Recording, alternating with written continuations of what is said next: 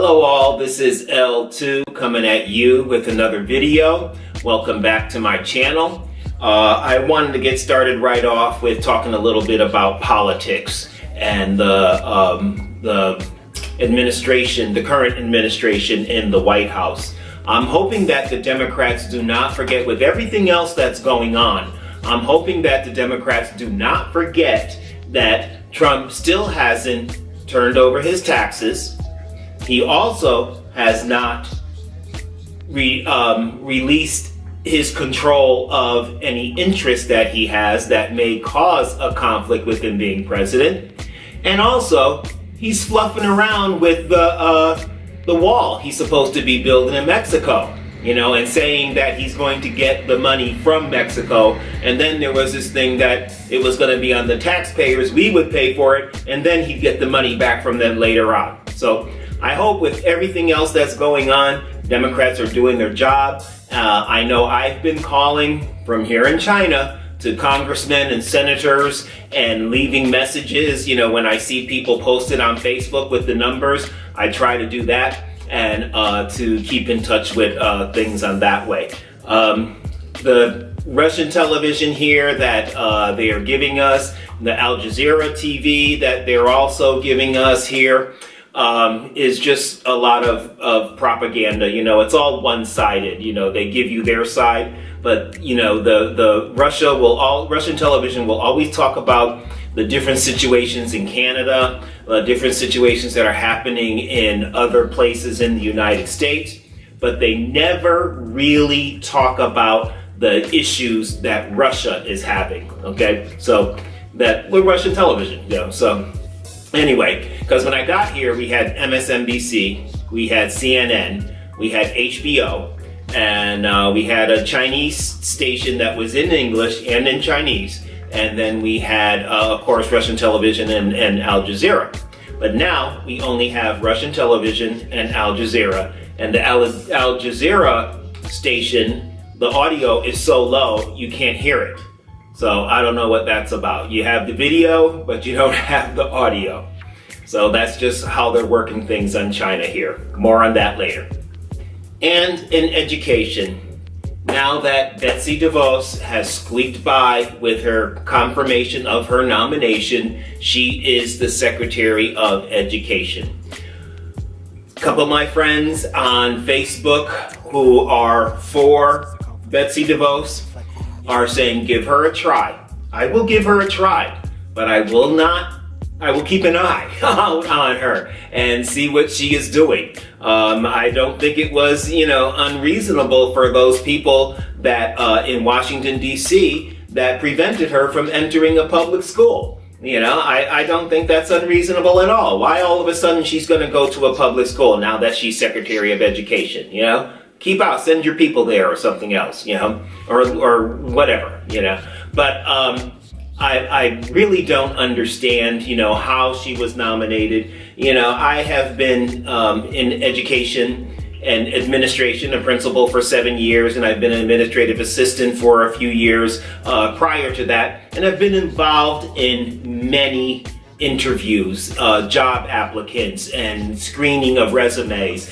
And I believe only once when I had, as a principal, I had gone with someone that did not have experience.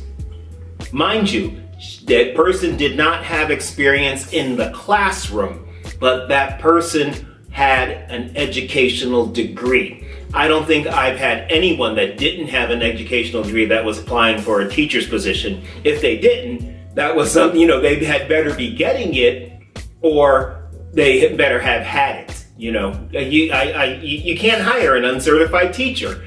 Why would you do the same thing for the top job in education? I just don't understand it. And why would you let that pass?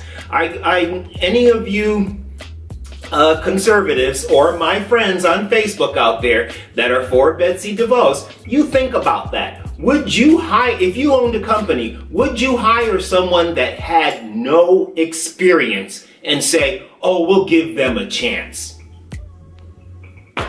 Really? I don't know.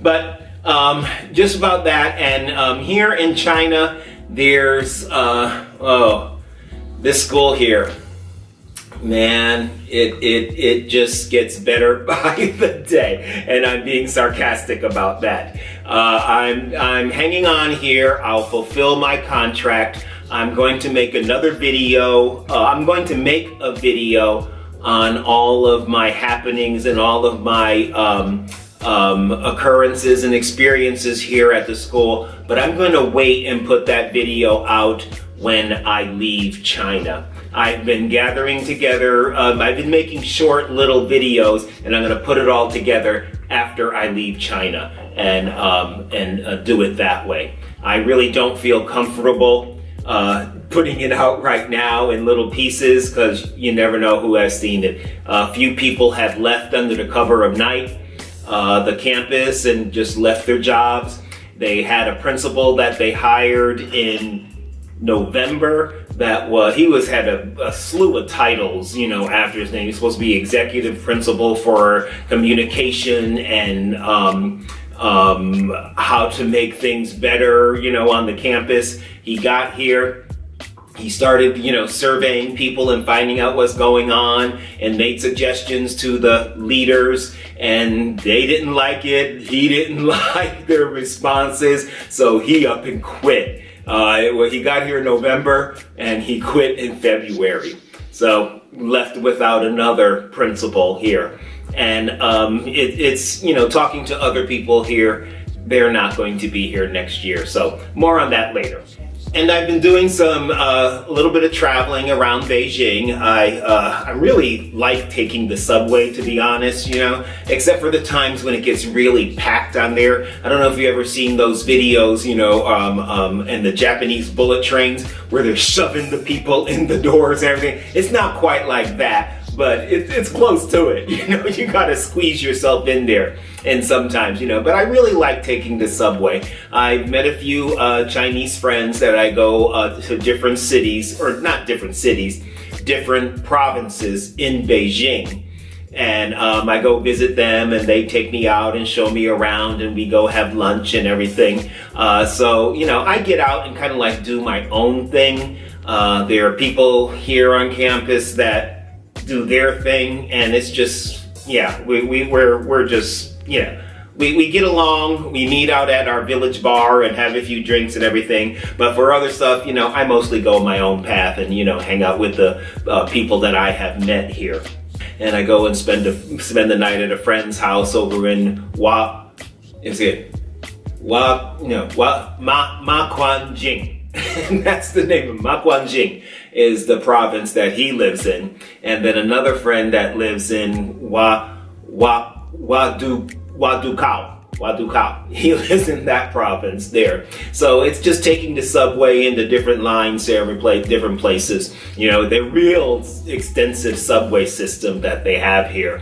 And, just takes you around and everything to wherever you need to go. And most of what you need is within walking distance of the subway.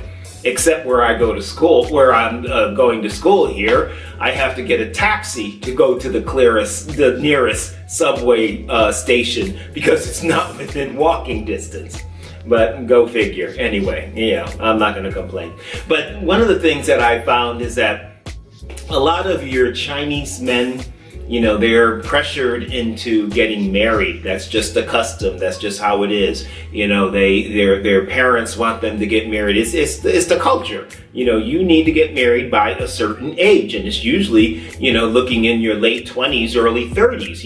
If you're into your 30s, people start, Chinese people start wondering, when you're gonna get married? When are you gonna do all that? But there's a lot of Chinese gay men that do get married and still have relationships on the side, and some of them don't even live in the same province or the same city as their wives. I've met one Chinese guy, he lives here in Beijing, maybe about an hour subway drive away from me, but his wife and his daughter live in Australia because that's where his wife could get a job.